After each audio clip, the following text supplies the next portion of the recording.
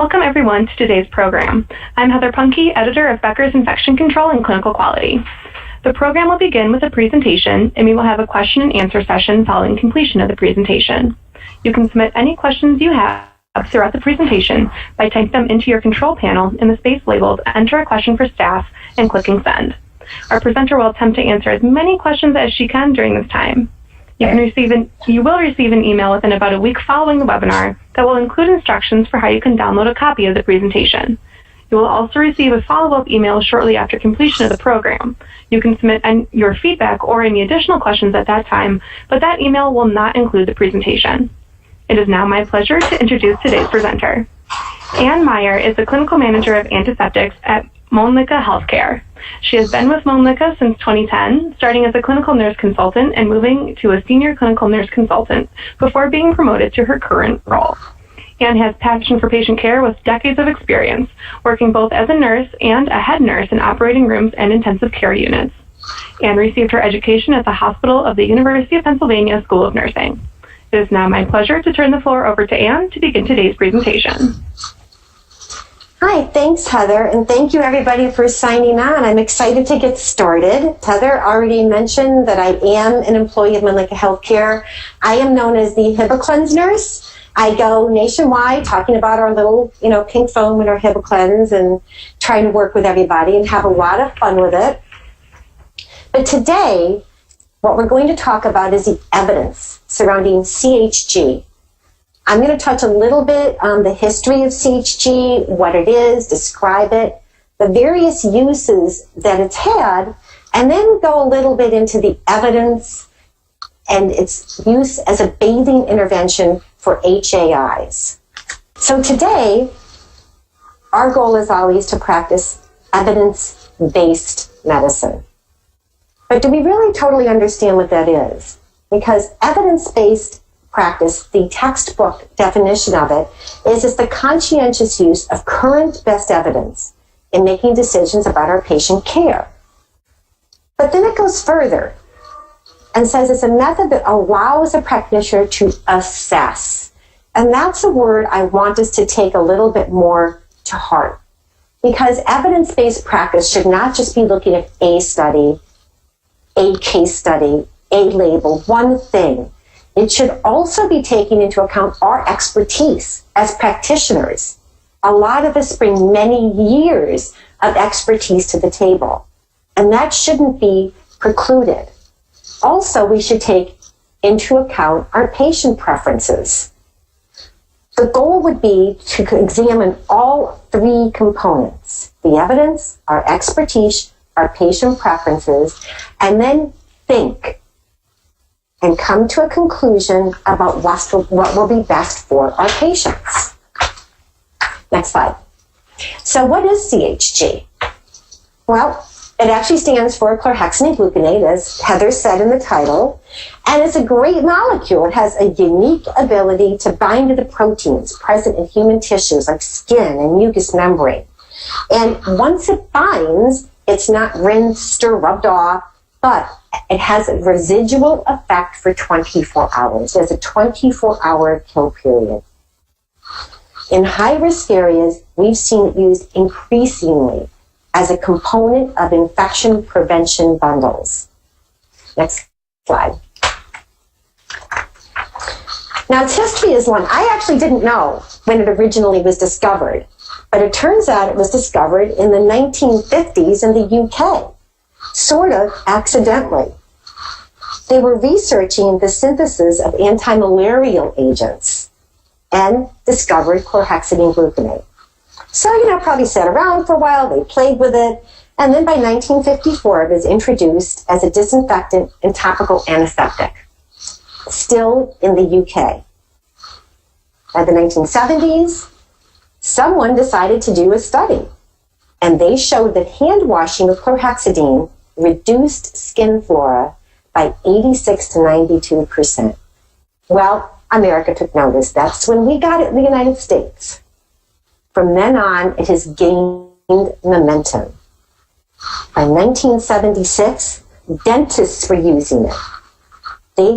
Chlorhexidine demonstrated ability to inhibit plaque formation I don't know about you, but I remember my older children coming home with their braces and their little bottle of mouthwash that had chlorhexidine in it that they had to use twice a day.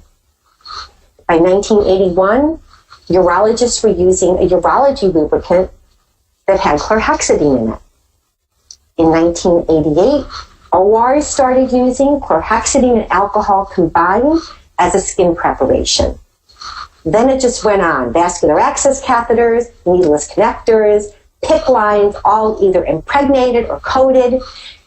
And along the way, we started bathing our patients with it. Next slide. So the facts from America's ICU are the following. Average length of stay is 4 days, and they handle more than 4 million patients every year. The annual cost is over $90 billion. That's 20% of all acute care hospital costs. ICUs only occupy between 5 and 10% of inpatient beds, but they account for up to 35% of hospital costs. I've worked both areas, and in the OR, we used to say we were the money makers, and the ICUs were the money takers. And now the ICU-acquired infections are the leading cause of death. Next slide. As practitioners, today we have a lot of challenges. It's not easy being a healthcare provider today. One of our biggest challenges are infections. And we go to work fighting them every single day. Right now, they are costing us nationally approximately $9.8 billion.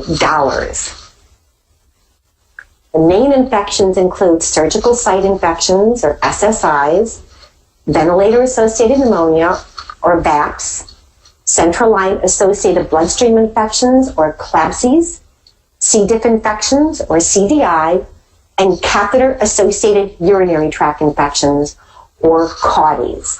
These are our top 5 hit lists, and they're caused by various bugs. When I was putting this talk together, I thought it would be great to have at least one evidence-based study dealing with each of these. And then at the end, put together slides on a couple of our more challenging bugs that we deal with right now. So what I'd like to do is start off with our next slide. New slide. Thank you. That was a study done to attempt to lower BSIs. Now, Chicago's Cook County Hospital houses over 836 inpatient beds. Their medical ICU is 22 beds, but they have 2 11-bed wings. They, like many, were having a problem with BSIs, and they sought to decrease them. They were already using sterile technique to insert their lines and aseptic technique to change their dressings.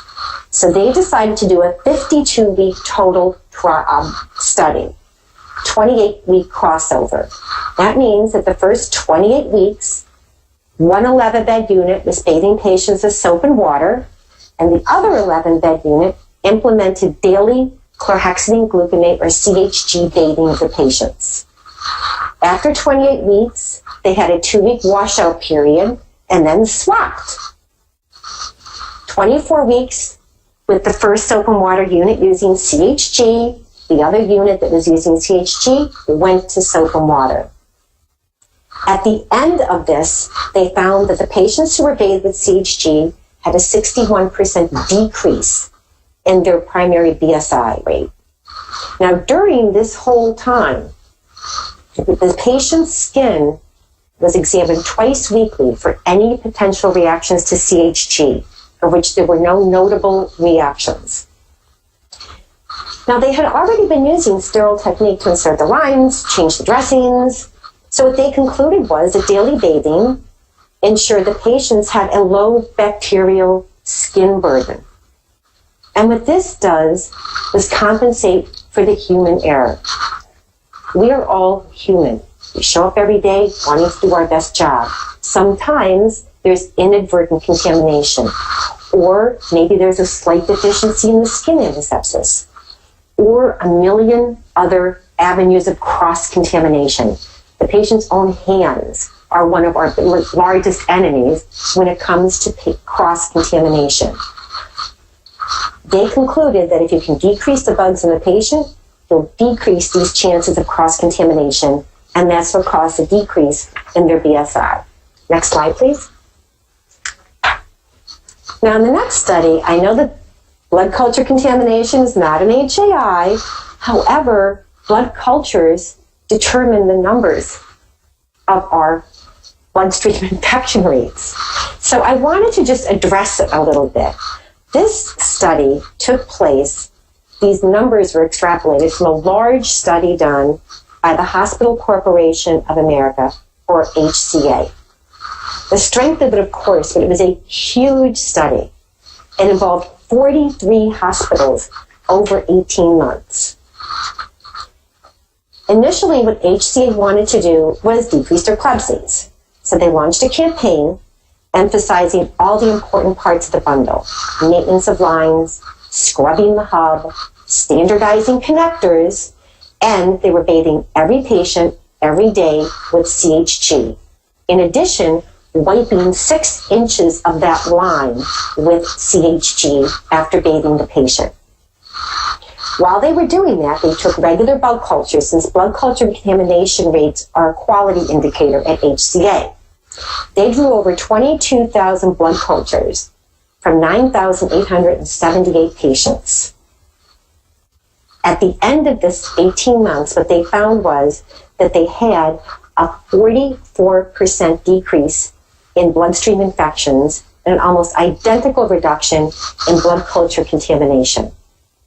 Now, this builds on what we learned in the previous study, because contamination of most blood cultures are percutaneous, and the contamination of percutaneous blood cultures is thought to be due to introduction of organisms from the skin of the patient into the sample. So inadequate preparation of the skin is thought to be the most common cause of this contamination. This is supported by surveys that show represent organisms in the contaminated culture are known to be present on the skin of the hospitalized patient. Next slide, please. Oh, CAUTIs. Who doesn't love talking about CAUTIs? CAUTIs are awesome. Challenging. CAUTIs are hard because insertion isn't always done under optimal conditions. You have crash and burn come into that ER, the first thing you're going to do is want to get them into the OR. You're going to take life over infection, you're going to get that Foley in, not optimal circumstances. But that aside, once a Foley is in place, you want to get it out. Always the goal. Second to that, if it can't be taken out, if that's not possible, you want to maintain it.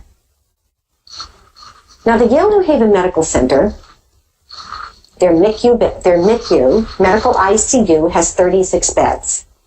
And they had already started bathing patients every day as part of their CLEBSI bundle with 4% CHG. I was lucky enough to be part of it. I was there and in-serviced all the shifts, did all the staff. They were wonderful, and they were really very inclusive of their staff, keeping them informed right along the way, getting feedback from them. So it was a great implementation of the bathing. But then they started to look, as we all do, at what's the next infection we can tackle. And at that point, what you need to do is add elements to your bundle specific to that infection. When they looked at CAUTIs, the first thing they did was standardize a closed system for catheter placement. Then they looked at their specimen collection. They standardized the method of collection of specimens for CNS. They actually changed the Foley if it was in place for more than 48 hours prior to sample collection. They went so far as to actually wipe the spout from the collection bag with alcohol before returning it to the clamp position on the bag. Every day they did rounds with a checklist saying, it's in use, do we need to keep it? Also, every day at every huddle, the staff was alerted to the CAUTI numbers that were on the board right then. This study took place over the course of a year, and at the end of a year, it went from 9 to 0. Next slide, please. Okay, VAPs and CAUTIs. It was a little challenging finding a study having to do with CHG bathing and VAPs, but I didn't want them to feel excluded. So I did find this study that I thought was pretty interesting. And it took place, it was done in Mexico at a 450-bed tertiary care hospital. And what they sought to do was they wanted to decrease their infection rates, but they wanted to evaluate both CHG bathing and hand hygiene compliance. We're always trying to help with hand hygiene. What they did an 18-month study, including over 1,000 patients. They broke the 18 months into 3 6-month periods. The first 6 months, they ran this big hand hygiene campaign. Wash your hands, signs, educating staff. They probably had secret shoppers. Great. And the patients were bathed with soap and water.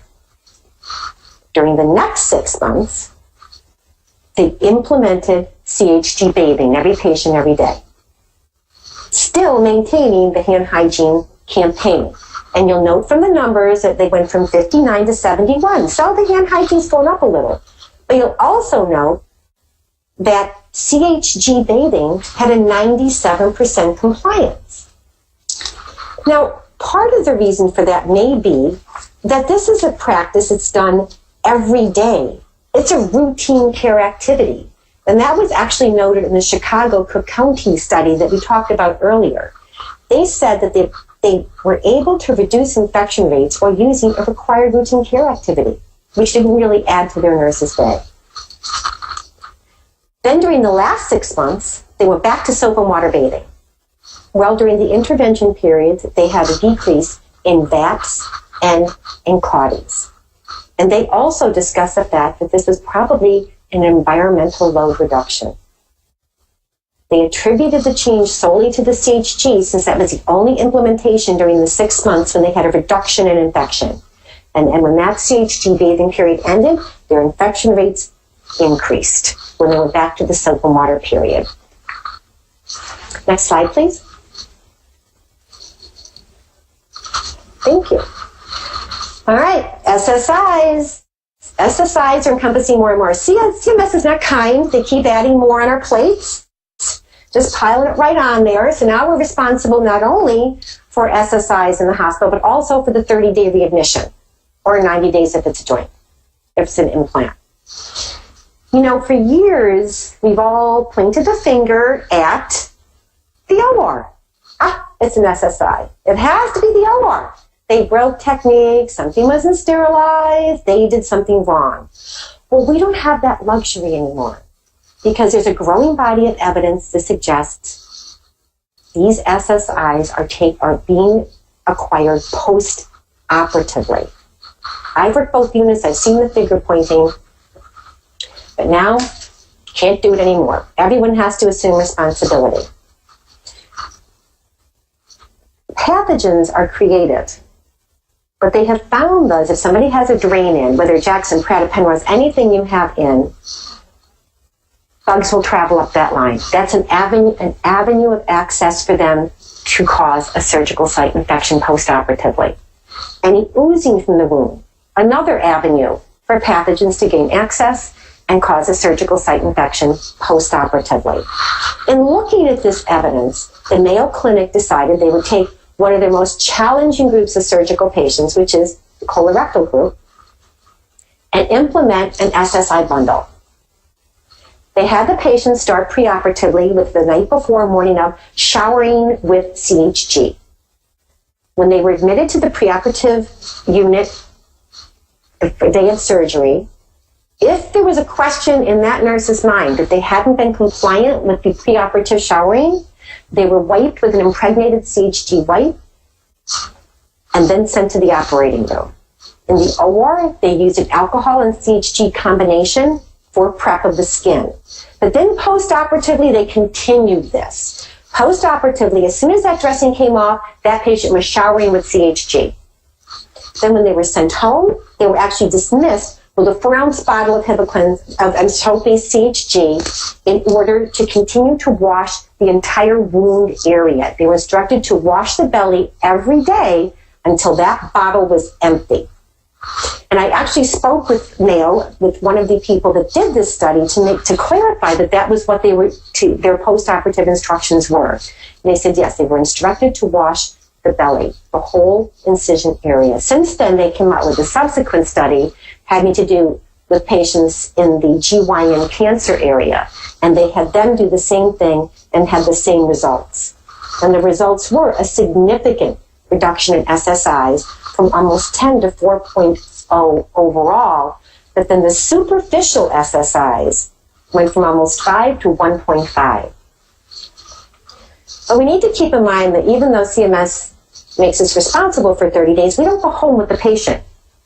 So once they go home, we lose control. And they go home to a variety of environments. What we need to do is standardize the care of the wound in order to compensate for that variety.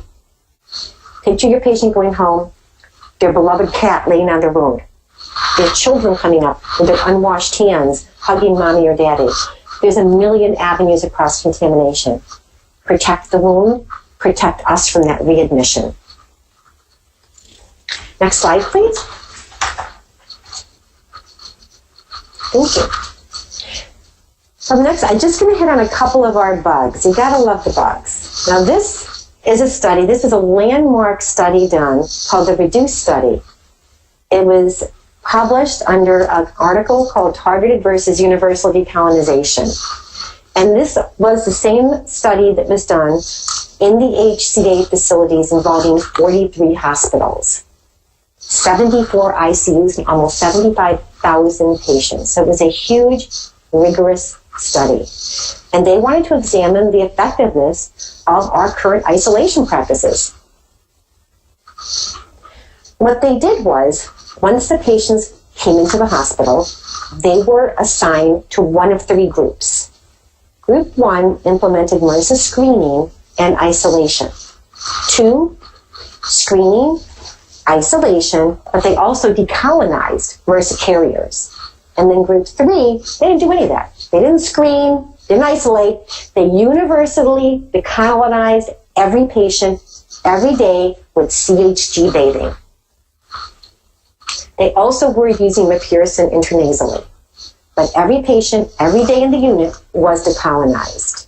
And what they found was that the universal decolonization was more effective than targeted decolonization or screening and isolation in reducing the MRSA isolates. Again, this goes back to the cross-contamination, inadvertent contamination. Bathing every patient decreases the risk.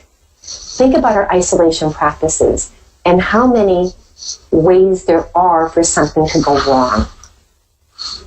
Families, gowning and gloving, doctors quickly in and out, nursing staff maybe having to go in there in an emergency situation or leaving in one. There's just so many ways that you can have cross-contamination that if you think about it, if we think about the evidence and our own expertise, we can see where this would be, why this would work. Next slide, please. Thank you. Okay, I'm going to try to say it.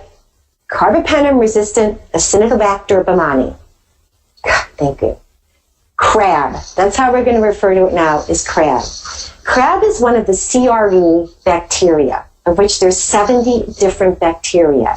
And I believe that the Critical Care Nurse Association, AACCN, had a webinar on CRE a few months back. CRE is our new nightmare bacteria, and it was dubbed that by the director of the CDC. It has spread from one facility in 2001 to facilities in 46 states by 2013. So far, it's just in a healthcare setting. It hasn't been seen in the community yet that I'm aware of. But it actually first appeared in the U.S. in 1996 in a single sample that was sent to the CDC. I guess it sat around for a few years, and then it resurfaced in New York City. The strain resurfaced in New York City. Then it spread. spread with New Yorkers down to snowbird vacations to Israel and started moving around the globe. It's heavily resistant. Now, this is a 829-bed hospital in Korea. And what they wanted to do was to reduce their acquisition and their environmental contamination of crab. So for 14 months, what they did was they tried to control it by really ramping up their environmental cleaning. They observed contact precautions strictly. They performed active surveillance cultures. Nothing was working. So following that 14-month period, they implemented a 12-month CHG bathing period. Along with this 12-month bathing period, they monitored for skin reactions, of which they had no adverse reactions, educated their staff, and they recorded compliance. And at the end, there was a 51.8% reduction of crab acquisition in their unit. In addition, they found a significant reduction in the environment from 30.7 to 9.5. We can see kind of a theme here where we're talking about environmental contamination, we're talking about compliance, and these are all things that we need to look at when we're looking at studies. Next slide, please. Okay, I know someone's going to say, why is she talking about C. diff? Because CHG does not kill C. diff. When it doesn't, it's not going to kill a spore. It will kill C. diff if it's in a vegetative state. So how do we control C. diff? What can we do? Well, Dr. Rupp up in Nebraska decided to do a study. And what he did was he took every patient in his 689-bed medical center and decided to bathe them every day with CHG. Wash, rinse, a bath with CHG. He excluded neonates and infants, but pretty much everybody was in the study. It took place over 19 months. Originally, the first 6 months, they only bathed patients 3 times a week. Then from the next 7 to 13 months, they had a 3-month staggering schedule. They bathed every patient every day with CHG. This involved washing and rinsing the patient.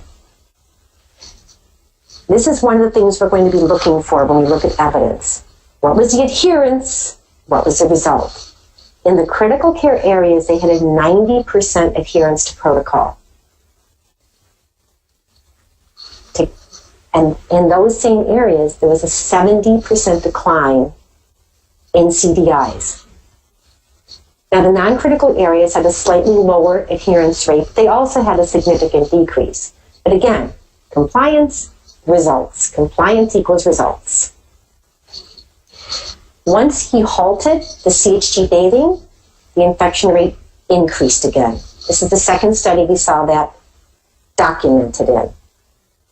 So it's really heavily to do with compliance, educating the staff, adhering to protocol, monitoring the education. Next slide, please. Okay, if we're going to look at studies, we have to look at everything.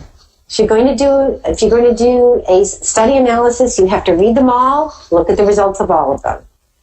There was a study that came out from Vanderbilt last year, and actually their results were in direct contrast to all of the studies that we've been talking about.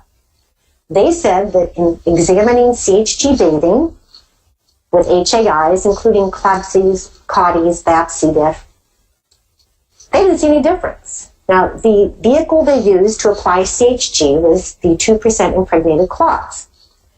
With claws, you wouldn't expect any difference in C. diff because there's no spores being removed. As we learned about in the Dr. Rupp study, it's the physical removal of the spores from the skin that is going to lower your CDI rates.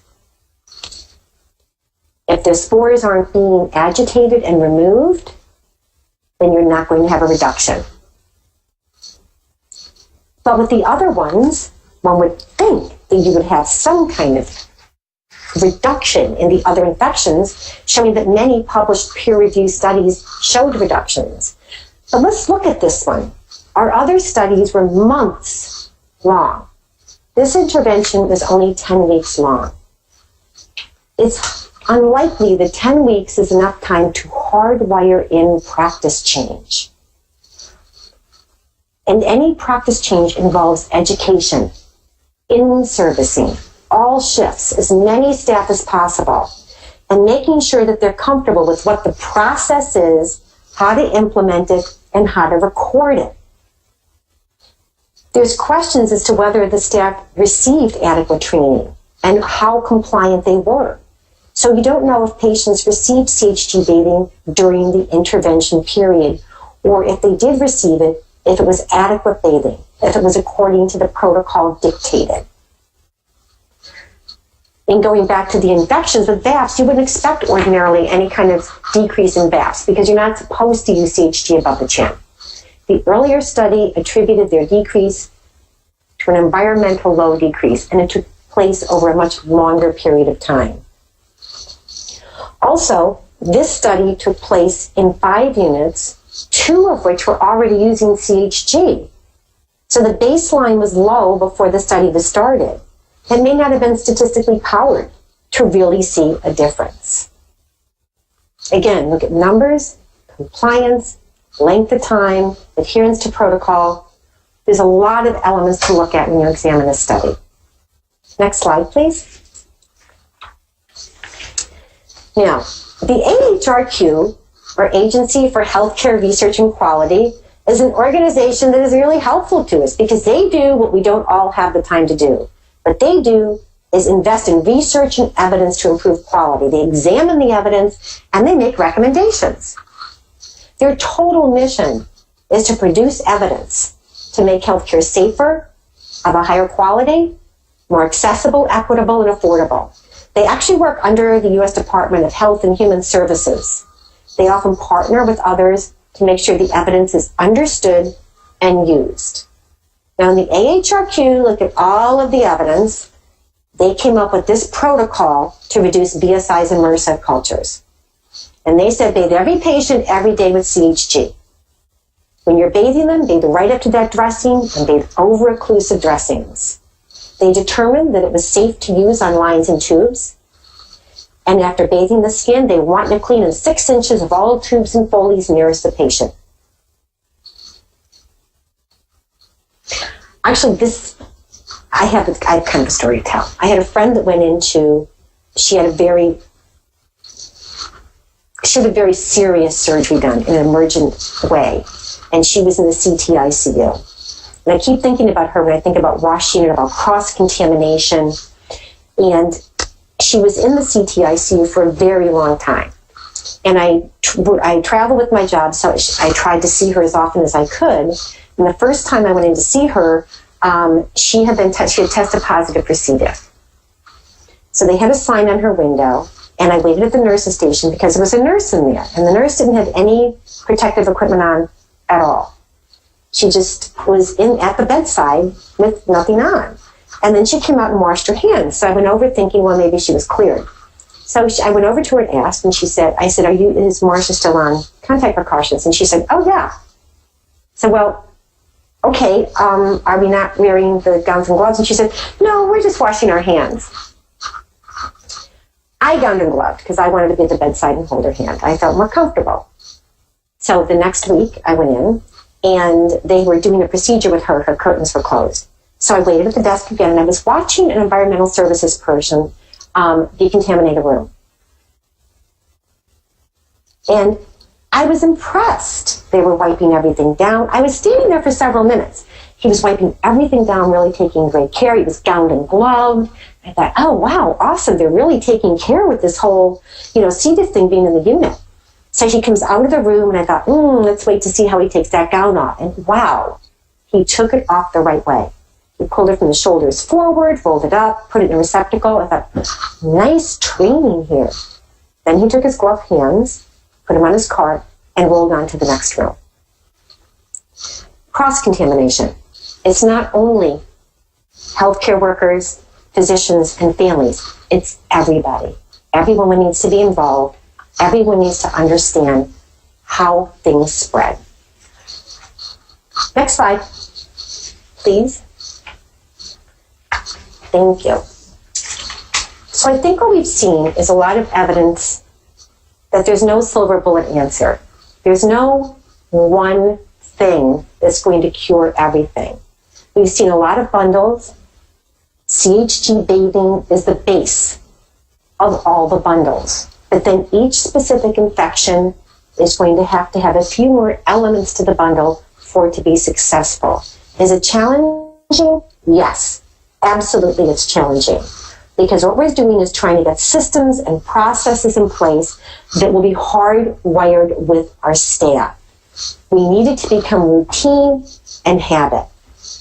This means education, in-servicing, re-education, re-in-servicing, making sure that everyone is documenting, because if we don't document, it hasn't happened, and make sure that everyone is being compliant to every element of the bundle. Make them feel included. Make them understand that not only are we controlling what's on the patient, we're also decreasing the whole environmental load with the CHG bathing. And all of that is going to help with decreasing our infections across the board. Next slide, please. So, CHG is the only bathing right now that has a 24-hour residual effect.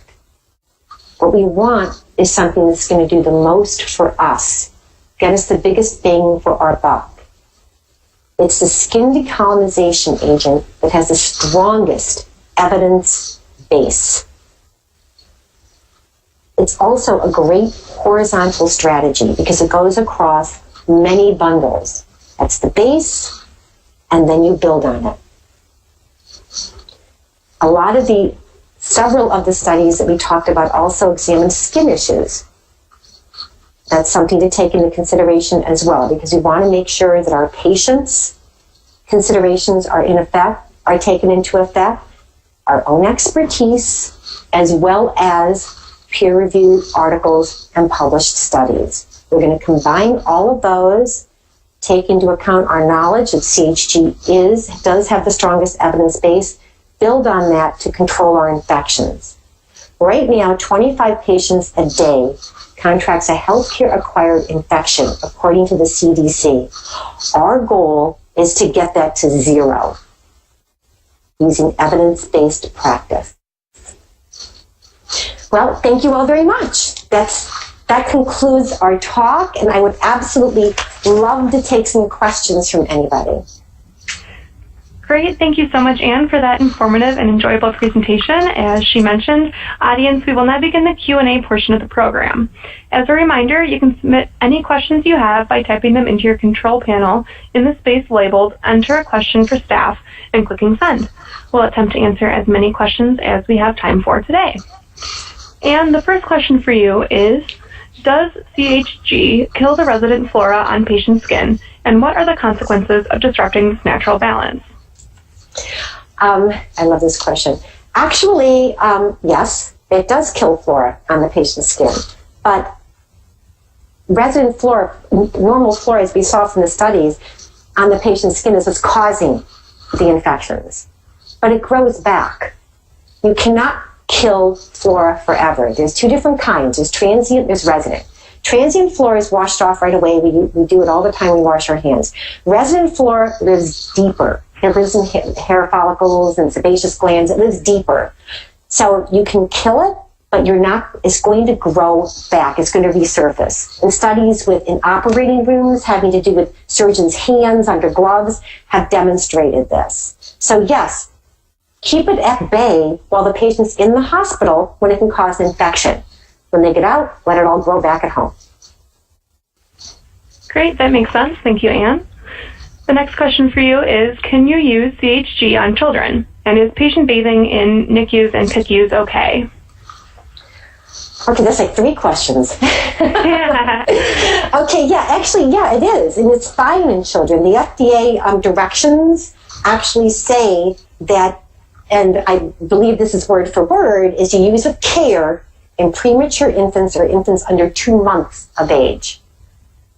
And that means it's good all the way down to birth, except under 2 months, use with care. And that's because in those infants, it can cause irritation or chemical burns. Premature infants, neonates under 2 months of age, their skin's not fully mature, so it's a lot more susceptible, it's thinner. So in NICUs, I really say that that's a decision that needs to be made in that unit.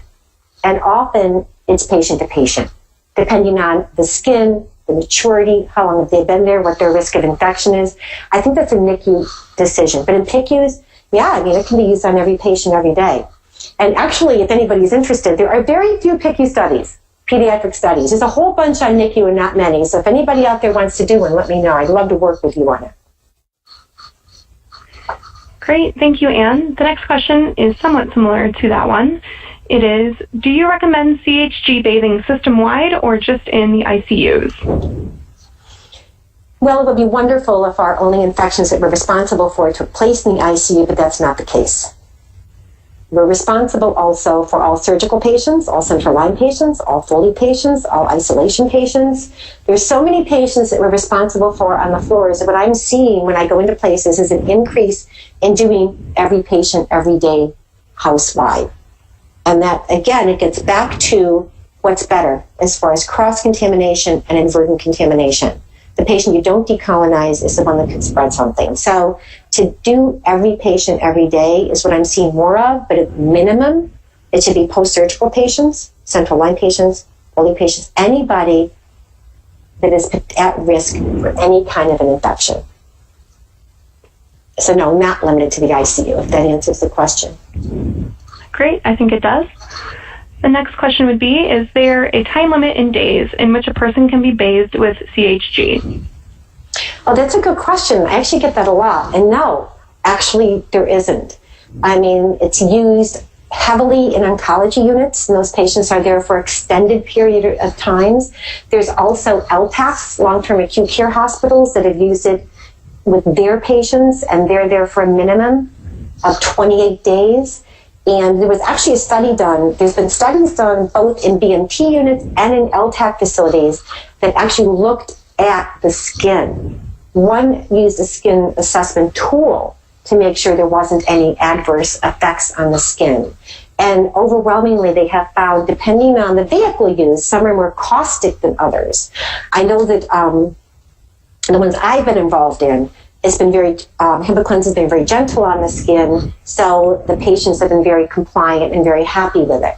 So as far as if it's a gentle enough vehicle, it's not going to have any adverse effects on the skin. Okay, great, that makes sense. The next question is kind of a two-part question. Are there studies with 2% CHG wipes? And what are the differences between that and the 4% CHG liquid soap? Good question. Of course, there's tons of studies with 2% wipes. There's tons of them. I look at CHG studies as a CHG study because CHG as an ingredient is an active pharmaceutical ingredient. It's regulated by the FDA. So no matter the vehicle, the active ingredient has to bind to the skin, kill the same bugs, and have the same residual effect.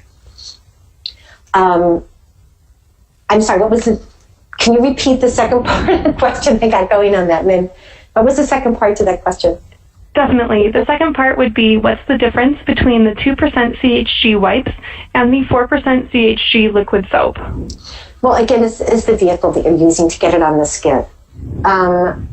If you're looking at all of your infections, like if you're looking at your C. diff rates, if you're looking at patient compliance and patient satisfaction, the washing and rinsing addresses all of those issues.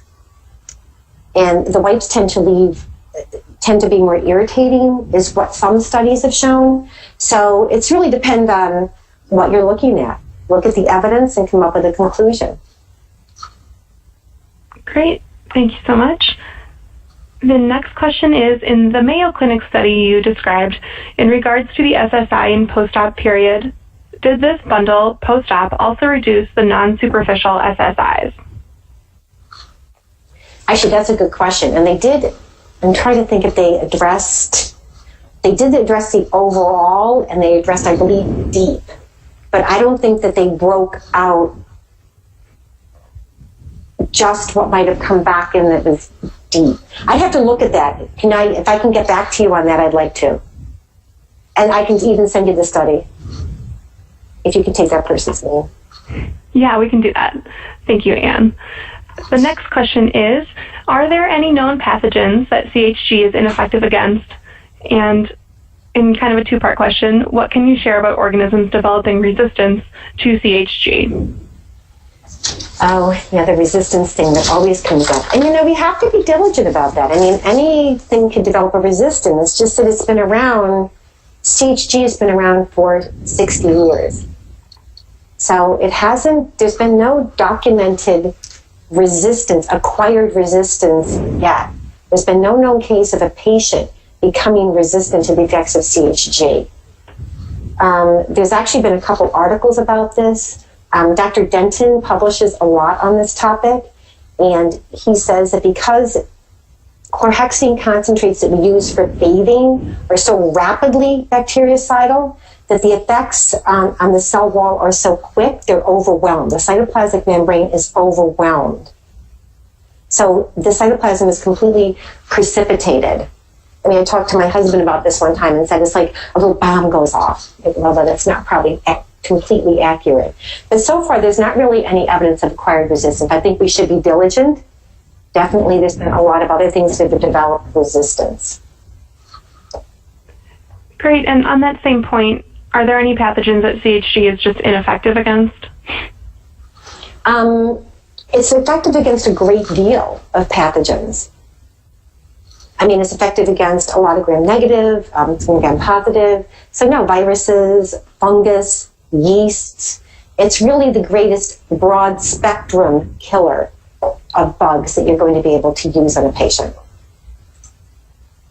Awesome. The next question is, are there studies specifically around preoperative showering and bathing? And can you speak to this use of CHG? Oh, I'm sorry. Can you just repeat that? I'm sorry. Definitely. Are there any studies specifically around preoperative showering and bathing? And can you speak to this use of CHG? Yeah, actually, preoperative skin cleansing has like the strongest evidence base. There's been a lot written on that. It's actually, there's been several studies. I mean, joints heavily use it for preoperative. There was a study, actually surgical site infection reduction change package in 2014 definitely promoted showering the night before morning of surgery for 3 days prior to surgery. Project Joints suggests showering with CHG for 3 to 5 showers prior to surgery. There's been another one that had for neurosurgery, another one for Dr. Edmondson has published a lot on the positive effects of preoperative showering and decreasing the pathogens on the skin that can cause infections. So that actually has a really big base, the preoperative. There was a study that was done not too long ago concerning cardiac end joints that had a reduction in SSIs from 101 to 29 when they implemented CHG showering preoperatively. And like the colorectal bundle they went from overall 9.8 to 4.0. So there's a lot of evidence base for preoperative showering. Excellent. Similarly, kind of opposite actually, how long should surgical patients bathe with CHG postoperatively? Well, if we're looking at evidence, which is what our talk was about, which is about evidence, I think that the strongest evidence we have right now are the 2 studies that were done by Mayo. And postoperatively, they had them showering just in the hospital, but then they went home, they continued with the wound care. Sending patients home with a bottle of CHG to continue washing wherever their wound is seems prudent to me. It's an affordable, it's inexpensive, and it's going to protect us from that readmission and protect the patient from having to go through a surgical site infection. That makes sense. Thank you, Anne. The next question is, are you aware of the use of CHG bathing in the oncology population who have low ANCs or undergoing chemotherapy? As this population is already immunocompromised, what would the impact be? Well, actually, I do a lot of work with oncology units. I've seen a lot of implementation in in oncology and BMT units, especially. BMT is the most challenging group of oncology patients. And we've been really successful because the patients, actually there are published studies, there are posters and studies, but I like to say that it's because we went in with our the foam product that we have right now. When we take it into units, it's easy for the patients to use. It's very gentle on the skin, and they use it. And there's we want to control infection on them because they are neutropenic. They are immunosuppressed. So that's the population that most needs to have their infections controlled. Also because they're open to a lot of opportunistic infections like fungus, and CHG will control fungus, help control fungus and kill fungus. It's a perfect thing to use for them to use every day, and it's easy. They just shower, go back to bed, or they're bathed with it, and they go back to bed. Perfect. Thanks, Anne. The next question is, some of our surgeons are hesitant to use CHG wipes preoperatively due to fear of skin irritation leading to a potential SSI. Any thoughts there? Actually, that's a really good point. If CHG preoperatively is definitely recommended and should be used. What it sounds like they're looking at is the irritation factor, which if you use impregnated wipes, I mean, they do contain CHG, but it involves rubbing the skin, which can cause irritation. And that is what you want to eliminate. If they shower with a gentle product the night before morning of, the CHG is still going to give the same effect. They're going to decrease the pathogens on the skin and decrease their chances of SSI.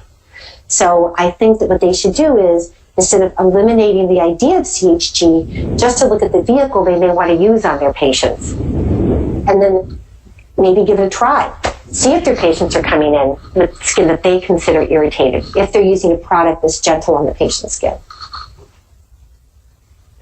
All right, great. Thank you, Anne, and thank you to all of our audience members for submitting so many great questions. The team at Mölnlycke will try to follow up with as many as possible. At this point, we're going to shut down our Q&A. I want to thank Anne for your presentation and for the audience members again for participating. We look forward to having you join us for future webinars. This concludes today's program. Have a wonderful afternoon, everyone. Thank you, everybody. Thank you all so much.